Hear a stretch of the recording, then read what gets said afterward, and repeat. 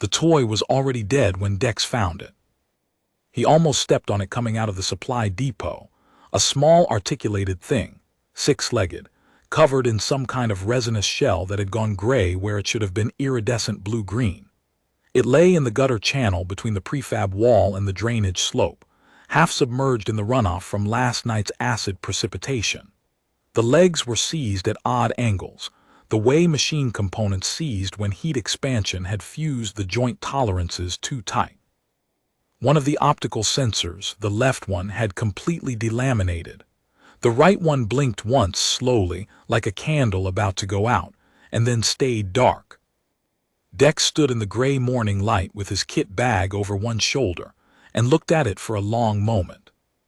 Behind him, Corporal Marish called out, "Harris, we're moving." "1 second." He crouched, set his bag down on the dry side of the drainage slope, and picked the toy up with both hands. It weighed almost nothing. The shell was warm, or it had been warm once, trapped in the runoff. He turned it over. The undercarriage had a maker's mark he didn't recognize, stamped in a spiral script that looked Korathi but probably wasn't. The Korathi didn't make toys, as far as anyone on the station knew. Whatever species had made this, they'd put real work into it. The joints were hand-assembled. The optical sensors were multi-spectrum, higher resolution than anything Dex had seen in the toy quarter. This wasn't some mass-produced thing. Someone had built this with care. "Harris." "Coming." He tucked the toy into the side pouch of his kit bag, next to his portable induction driver and the roll of fine-gauge conductive patch tape, and stood up. Marish was watching him with the flat expression she reserved for things she found either baffling or mildly disappointing. "You picked up garbage." "I picked up a broken toy." "Same thing." Dex shouldered his bag. "I'll fix it on my lunch break." Marish shook her head and walked on. He'd been on Outpost Vareth 9 for 14 months when the toy turned up, which meant he'd been fixing things for roughly 13 of those months. Not officially. His official posting was Mechanical Systems Maintenance, Class 2, which meant he spent his days servicing the station's water reclamation units, the atmospheric scrubbers, and the freight elevator banks along Corridor 7. It was honest work. It kept the station running. He didn't complain about it. But the fixing he did on his own time was something else. It had started with a Brekthari woman in the market quarter, whose portable heat emitter had cracked along the base weld. The Brekthari ran cold. Their metabolic rate dropped below comfortable tolerance in anything under 32 degrees standard, and Vareth 9 ambient temperature in the lower corridors ran around 26. Without the emitter, she'd have had to stay in the heated residential pod all day and night. The market stalls were her livelihood. She'd been wrapping herself in layered thermal cloth and shivering when Dex walked by and noticed the cracked base. He'd fixed it in about 12 minutes with a conductive adhesive bond and a reinforcing strip from his kit. He didn't charge her for it. She'd offered to pay him in market credit, more than the fix was worth, probably, and he'd told her no thank you and gone on his way. The Brekthari woman had apparently told someone about it, because the next week a Veth trader came to his off-shift barracks room with a broken navigation transponder, and a look on his face that suggested he expected to be refused or overcharged. Dex fixed the transponder in 20 minutes and charged him for the component cost only, which worked out to about 64 standard credits. That was how it started. By the time the toy turned up in the gutter channel, Dex had established a fairly steady informal practice. He kept no sign, no storefront, no schedule. Word moved through the station's non-human residential population the way water found its own level, gradually, persistently, always downhill toward the thing it needed. People showed up at his barracks room or found him in the corridor. He fixed what could be fixed. He told them honestly when something was beyond saving, and he never let them pay him more than parts cost for anything he could tell they couldn't afford. Marish thought this was eccentric at best. His bunkmate, a Terran Marine named Kowalczyk who'd been on Vareth 9 for 3 years, thought it was the funniest thing he'd ever seen and referred to it as Dex's weird hobby. Command hadn't officially noticed it, which was fine by Dex. He fixed the toy on his lunch break, sitting on an equipment crate in the maintenance bay off Corridor 7. He cleaned the acid runoff off the shelf first, patting it dry with his spare work rag and setting it under the heat lamp to finish the job. Then he cracked the undercarriage access. It took him 10 minutes to find the release mechanism because the design was genuinely unfamiliar, nothing like Korathi, nothing like the Veth secondary market toys he'd repaired before. Whoever built this had used a left-handed thread pattern on the fasteners, which explained why he kept going the wrong direction with his driver. Inside, the power cell was dead, not discharged but physically cracked, a hairline fracture across the secondary cell membrane. That would have been the heat from the runoff. The optical sensor delamination was a separate issue, probably impact damage from being dropped or kicked into the channel. The joint seizure was a combination of runoff corrosion and thermal shock. He had a replacement power cell in his kit, not a perfect match for the specs but close enough, and he could adapt the connection leads with patch wire. The optical sensor was a harder problem. He didn't have a replacement. He looked at the delaminated unit under his magnification lens for a while, turning the toy slowly under the light. The sensor casing was intact. The delamination was between the sensor array and the focusing lens assembly. They'd separated, which was why the sensor had gone dark.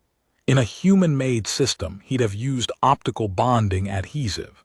He wasn't sure if the same adhesive would work on whatever material this was. He decided to try. He had to hold the toy very still for 6 minutes while the adhesive cured under the UV lamp. During those 6 minutes, the toy was entirely inert, and Dex found himself watching the dark optical sensors with more attention than the situation probably warranted.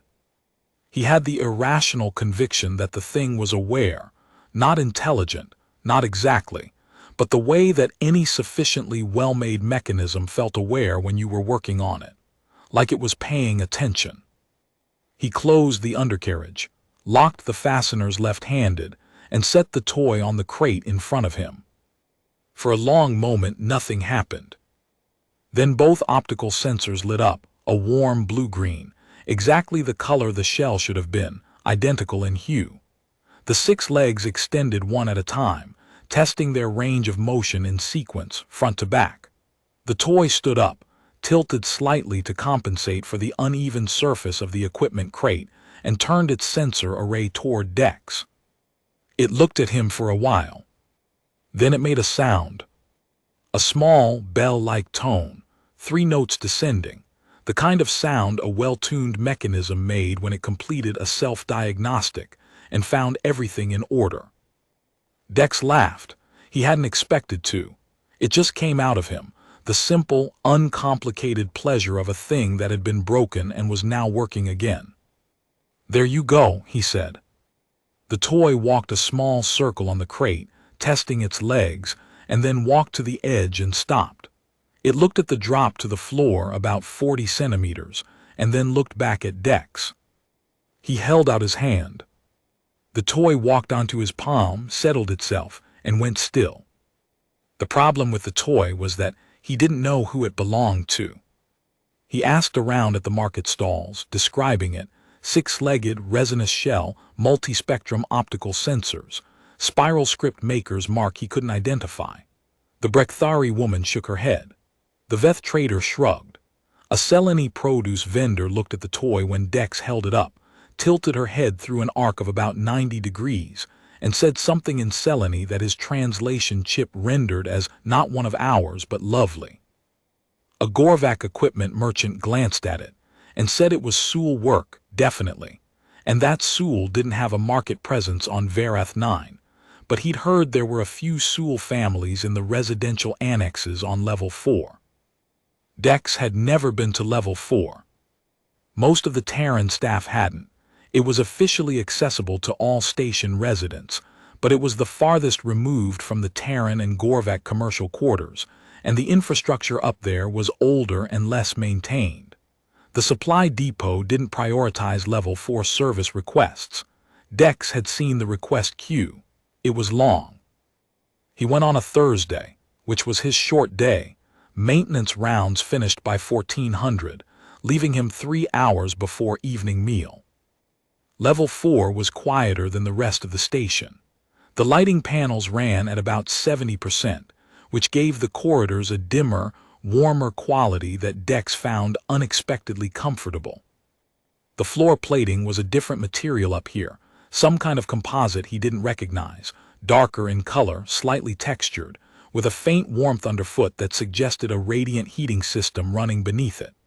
The walls had been modified, panels removed, alcoves constructed, surfaces covered in materials that were definitely not standard station issue.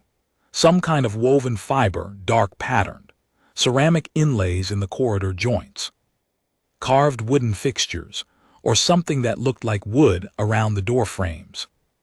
People had lived here for a while. They'd made it theirs. He found the Sewell residential section without too much trouble. The corridor map on his portable terminal was outdated, but the station resident directory, when he accessed it, listed 11 Sewell family units in Section 4G, and Section 4G was easy enough to find by following the dimmer, warmer floored corridors toward the aft section. The first child he saw nearly walked into him coming around a corner. It was about half his height, which meant it was probably young by Sewell standards, though Dex didn't know Sewell developmental timelines well enough to estimate more precisely. It had the Sewell morphology he'd read about but never actually seen: bilateral symmetry but not human, three-jointed limbs, a cranial structure that was broader and lower than a human's, with sensory clusters arrayed in a band across the upper face, rather than the two-point arrangement of human eyes. The skin, or integument, he wasn't sure of the correct term, was a deep, iridescent blue-green, the exact color of the toy's shell before the acid runoff had bleached it gray. The child stared at him. He stared at the child. Then the child's gaze dropped to his kit bag, and specifically to the side pouch where the toy's antenna was just visible above the flap. And the expression, whatever the Sewell expression was for recognition and sudden urgency, moved across its face like weather. It said something, fast, high-pitched, not a translation chip language. "I don't," Dex started. The child grabbed his wrist and pulled. There were 5 of them in the common room at the end of the 4G residential corridor. The child who'd found him was the smallest. The others ranged up to about his shoulder height. They were all clearly Sewell, the same iridescent integument, the same broad cranial structure, the same sensory band arrangement. They were arranged around a low table when the first child hauled Dex through the doorway, and they all went completely still when they saw him. Silence. Then the smallest one, the child who'd grabbed him, reached into his kit bag side pouch, gently, with 3-fingered hands that were surprisingly careful, and extracted the toy. The other children made a sound together. Not words. A sound, something between a held breath and a hum. The toy's optical sensors lit up blue-green, and it made its 3-note descending bell tone, and the child that had extracted it held it against its chest with both arms and made a sound that Dex's translation chip struggled with but rendered, tentatively, as something in the range of relief. Dex stood in the doorway of the common room with his kit bag over his shoulder, and felt like he had walked into someone's private grief and been accidentally handed the resolution to it. "I fixed it," he said, which was possibly the least adequate thing he could have said, but it was what came out. The children looked at him. The translation chips, the older children seemed to have them. The younger ones' chips looked like they might be undersized, hand-me-down units, processed the words at different speeds. The tallest child said something in what might have been heavily accented standard, and Dex's chip processed it as, "You are the one who fixed Veth things," Brekthari woman said. "I fix things sometimes, yeah. Our maker-parent left before the transport came." The tallest child said this flatly, not looking for sympathy, just stating the topology of their situation. "Veth toy broke in the channel. We don't have," the chip struggled. We don't have tools, we don't have skill for inside. Dex looked at the 5 children. He looked at the toy in the smallest one's arms. He looked around the common room, and for the first time he really looked at it, not just registered it as a background to the conversation. There was a lot broken in this room. Not everything, not dramatically, but a trained eye found it quickly. The environmental controller on the near wall with a cracked display and a temperature readout frozen at 19 degrees when the room was clearly warmer than that.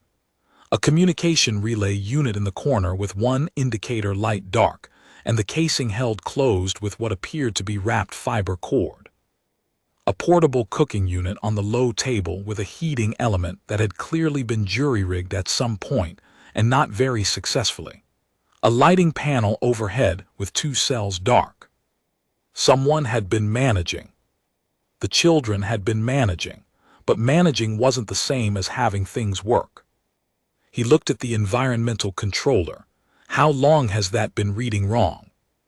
The tallest child looked at it. Since cold season, 47 days. It's warmer than 19 in here. Yes, we keep personal warmers running, but warmers have charge limit. Dex set his kit bag down on the floor. He unzipped it and crouched in front of the environmental controller. I'm going to look at this, he said. Is that okay? The children looked at each other. The tallest one said, you will charge. Parts only if I need parts. This one probably doesn't need parts. He pulled the cracked display panel off. It came away cleanly. The cracks were cosmetic. The underlying board was fine. Just needs a recalibration. The temperature sensors drifted. Happens a lot with older units. He found the calibration port, plugged in his portable diagnostic reader, let it run. Give me about 5 minutes. He fixed the environmental controller in 4 minutes and 20 seconds. He replaced the display panel. It still had the cosmetic cracks, but it worked now, reading the room's actual temperature, which was 28.3 degrees. The children watched him with the focused, still attention of beings for whom stillness was a deliberate thing rather than an absence of movement. When the display lit up correctly, the second smallest child made a sound that his chip didn't render as language at all, just logged as vocalization, but which sounded like something very close to happiness. He looked at the communication relay unit with the fiber cord casing. And that one. He stayed for 3 hours. The lighting panel took the most time. One of the dark cells wasn't burned out, just poorly seated, and the other had actually burned out, and he had a replacement in his kit that was close enough in spec to work, though not a perfect color-temperature match. The cooking unit's heating element he could only partially fix with what he had on hand. He made a note of the component he'd need and told the tallest child, who had given her name as something his chip transliterated as Siveth, that he'd come back with the right part. The communication relay turned out to have a firmware issue, not a hardware one, and he patched it in about 20 minutes. By the time he left, the room was warmer and brighter and more connected to the rest of the station than it had been when he arrived. The toy was sitting on the low table with its legs folded beneath it, optical sensors dimmed to standby mode, looking like a small, watchful presence in the better light. Siveth walked him to the corridor. At the threshold she stopped, because apparently Sewell didn't cross thresholds without invitation, a piece of etiquette Dex filed away for future reference. You will come back, she said. It was not a question. It was also somehow not a demand.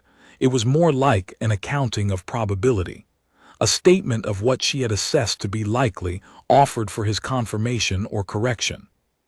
Yeah, he said, I'll come back. He meant it as a practical statement. He had a part to source and a heating element to finish fixing. But Siveth's expression shifted in a way his translation chip couldn't parse, and she said something in the Sewell language that his chip flagged as idiomatic and rendered with a question mark. You walk back and forth. Like unknown, possibly parent who returns. Dex didn't know what to say to that.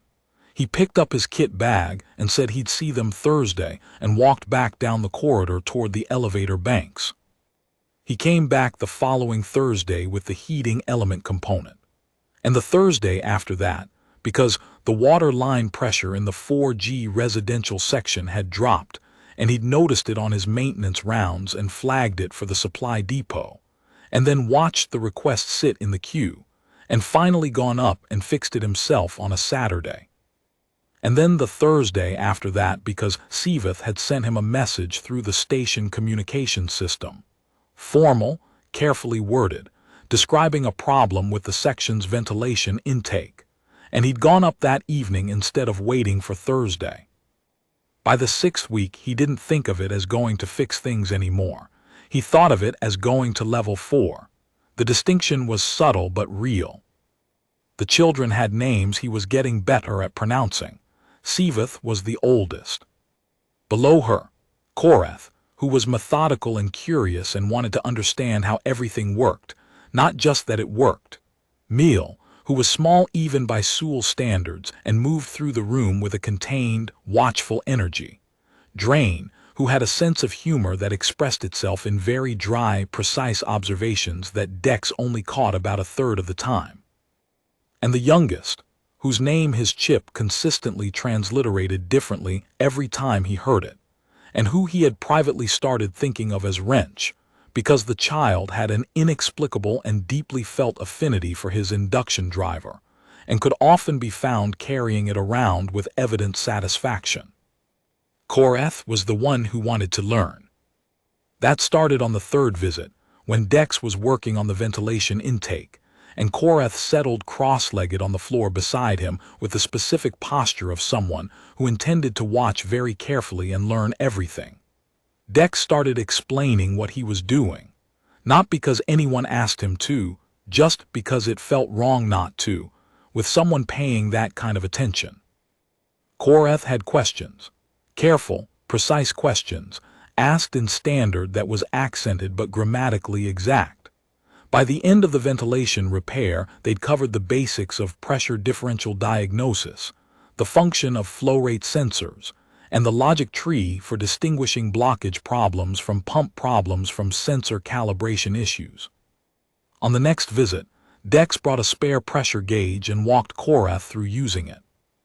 On the visit after that, Koreth walked him through a problem they'd been having with a storage pod lock mechanism, having already diagnosed it with the pressure gauge as a separate but related issue. "I thought pressure gauge was for flow," Dex said. "The lock uses pneumatic assist," Koreth said, with the particular patience of someone who had figured something out and was not going to be condescending about the fact that you hadn't yet.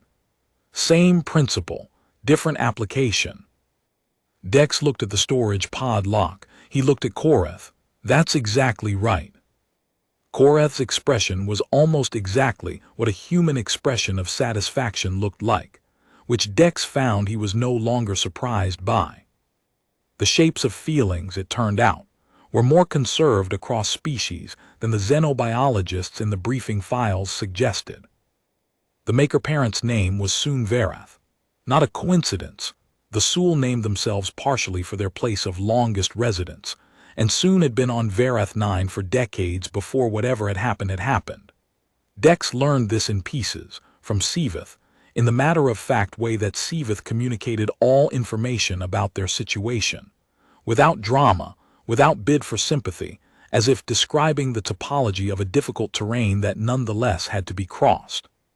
Soon had been a maker, a builder and repairer, the Sewell term that Dex's chip translated as maker-parent being a single word in Sewell that encompassed both the craft and the relational role. The Sewell apparently didn't distinguish between the work of building and maintaining things, and the work of building and maintaining a family in the way that human languages often did. Both were making. Both required the same fundamental care, the same attention to how parts fit together, the same patience with things that resisted working correctly. Soon had gone back to the Sewell homeworld 4 months ago on what was supposed to be a short transit family business, a property matter, something involving the distribution of a grandparent's estate. The transit had been delayed, then delayed again. The current estimate, Siveth said, was 3 to 5 months more, which meant the children had been managing the residential section by themselves for 4 months already, with at least 3 to 5 more ahead of them. "Can't you get a station welfare assessment?" Dex asked. "The administration has provisions for." "We requested," Siveth said. 3 times. The queue is long. We are not emergency classification because we have shelter and food allocation, and Maker-Parent is alive and intends to return." Dex thought about the maintenance request queue for Level 4.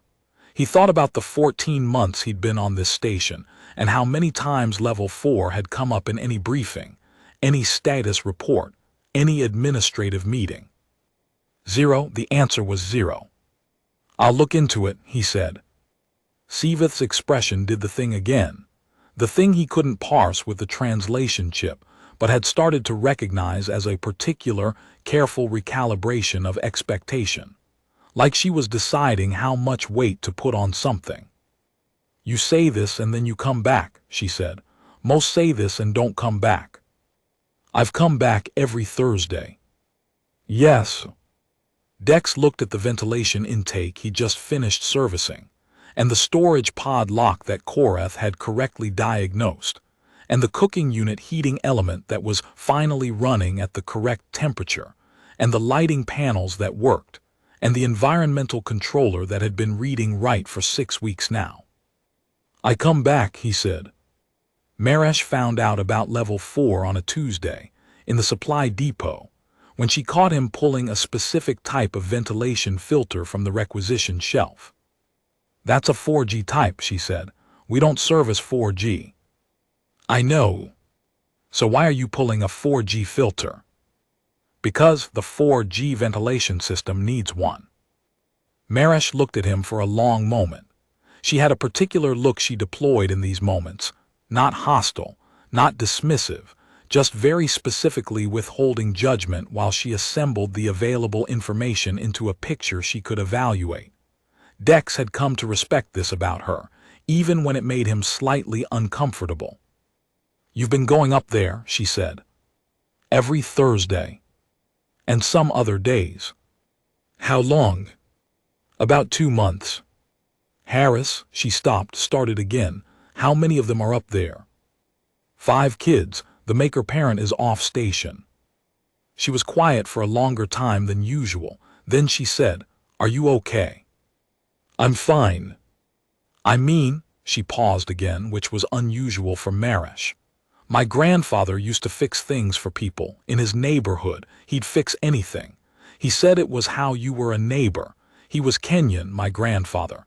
He said there was a word for it. He said the word meant something like I am because we are."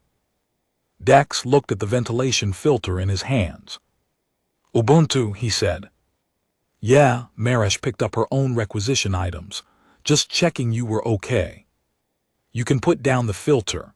I'll log it as a maintenance assessment item, so it goes through proper channels." He put the filter down. She picked it up and added it to her own basket. "Thursday," she said. "Yeah. I'll come." Maresh came the next Thursday and said almost nothing for 2 hours while she helped Dex repair a cracked water line junction in the 4G utility space. She watched the children.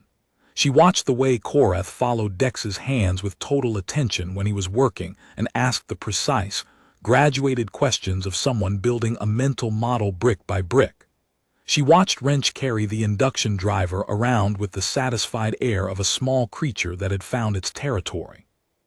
On the way back down in the elevator, she said, "They're going to be okay, you know. They're already okay. They're building something up there." "I know. What they need is for people to show up." She pressed the elevator panel for Deck 2. "That's the whole thing, isn't it? Just showing up." Dex thought about the first Thursday, the child coming around the corner, the toy in the side pouch of his kit bag. The specific accident of timing that had sent him to Level 4 in the first place. "I almost stepped on the toy," he said. "What?" "In the gutter channel. I almost didn't pick it up." Maresh looked at the elevator panel. But you did. Yeah. Harris, she looked at him. You always pick it up, that's who you are. He didn't have anything to say to that. The elevator opened on deck 2, and they both walked out into the brighter light of the main residential corridor. And Dex thought about the toy sitting on the low table in the 4G common room, its optical sensors glowing warm blue-green in the well-lit room, and about the maker's mark in spiral script on its undercarriage that he still couldn't identify, and about the 6-week gap between "the thing is fixed" and "I'll come back Thursday."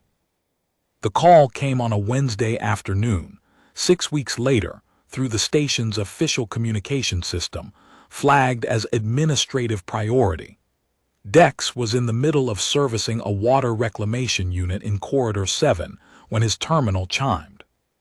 It was from the station administration office. A welfare assessment had been completed for Section 4G. The assessment had noted several items of resolved maintenance, an educational arrangement between a resident minor and a Class 2 mechanical systems technician, and generally satisfactory conditions. The assessment further noted that the transit delay affecting the primary adult household member had been formally escalated to the Sewell Consular Service, and that an updated return timeline was expected within 14 days. At the bottom, in the additional notes field, someone had written, "Assessment initiated following recommendation by Corporal Maresh, Deck 2 Security, citing ongoing resident support by Specialist Harris Mechanical Systems." Dex read it twice. Then he went back to the water reclamation unit. Soon arrived on a Thursday. Of course it was a Thursday. Dex was already in the 4G common room when the communication system pinged Siveth's personal alert, and he saw from the change in her posture, the particular still attention she settled into when something she had been waiting for a long time was finally about to happen, that this was not routine. She said something in Sewell that his chip rendered as "Maker Parent is at the dock." The 5 children moved toward the corridor door with a focused, specific urgency that was nothing like running but arrived at the same place. The total reorientation of purpose that happened when the thing you'd been waiting for finally materialized. Wrench stopped, turned back, looked at Dex. The child pointed at the corridor, then at Dex. Then at the corridor again. "Come on." He came. Soon was taller than Dex had expected. Sewell adults apparently ran larger than the developmental range suggested, because the children, though growing, were still well below the scale of the person who came through the dock access door carrying a travel case, and 4 months of transit exhaustion in the set of their shoulders. The iridescent integument was the same blue-green as all 5 children, but deeper in saturation, with a complex patterning in the sensory band area that the children didn't have yet. Dex would learn later that the pattern indicated age and experience, the way rings indicated the age of a tree. Soon stopped when they saw the 5 children running, or doing the Sewell equivalent of running, toward them. Set the travel case down, opened both sets of arms, the primary and secondary limbs, wide. The 5 children hit them all at once.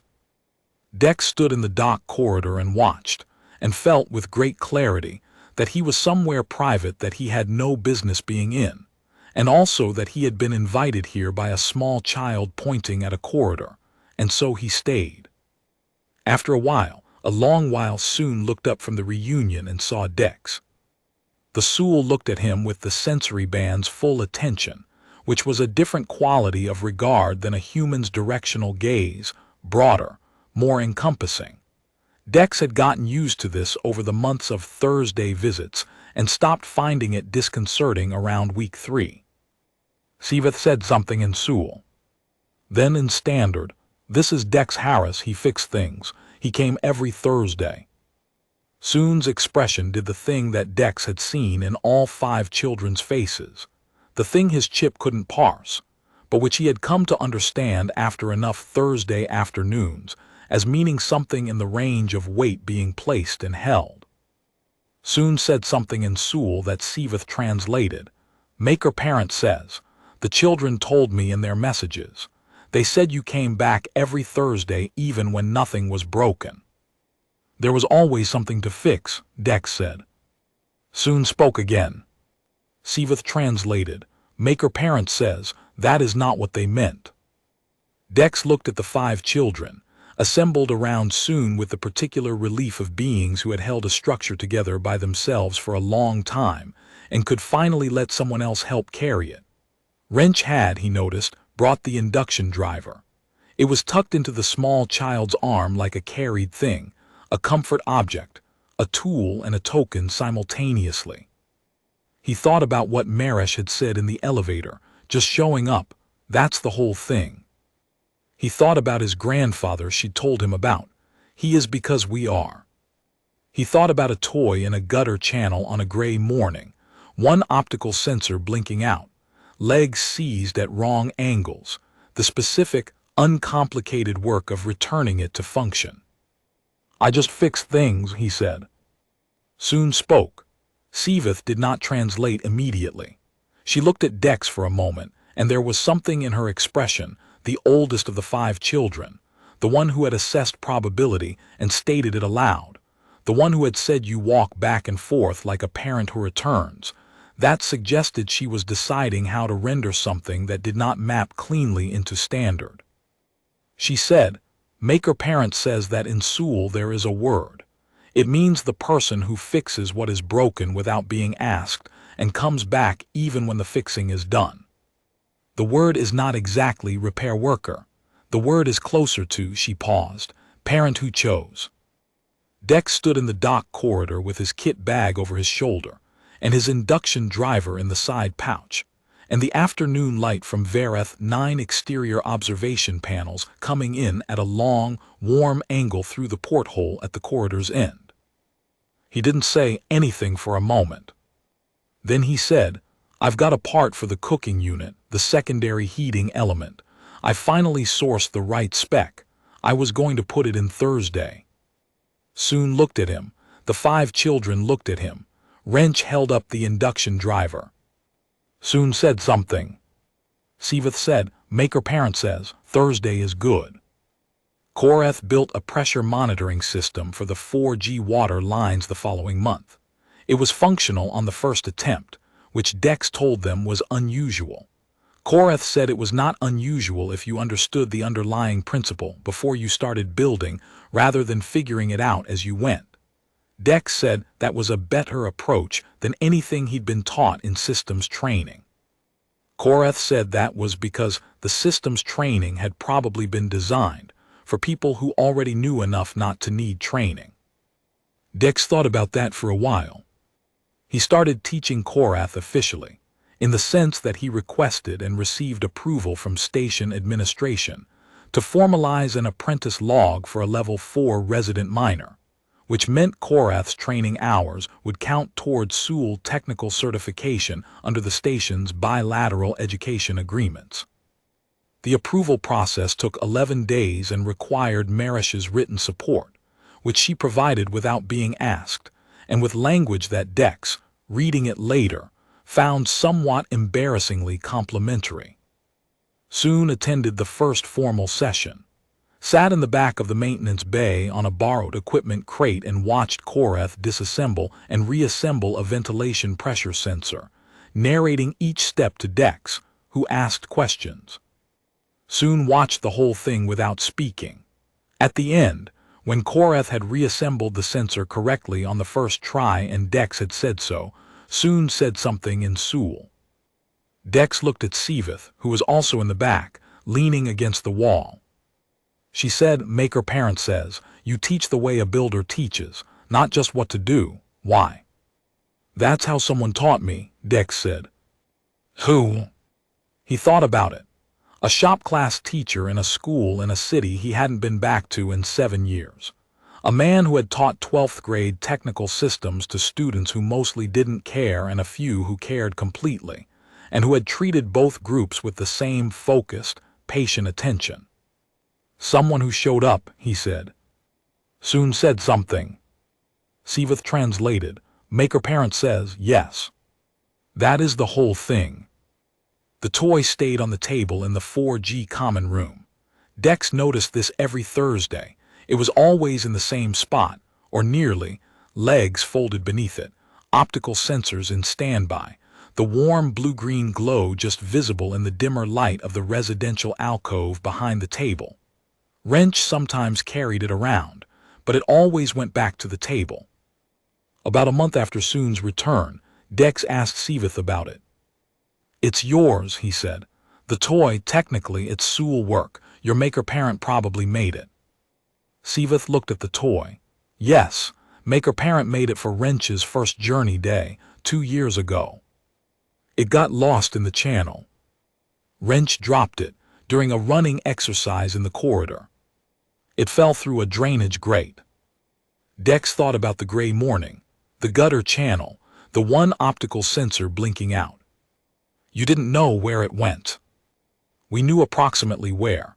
We didn't have tools to go down and retrieve it, and we didn't know anyone who would." Siveth looked at Dex.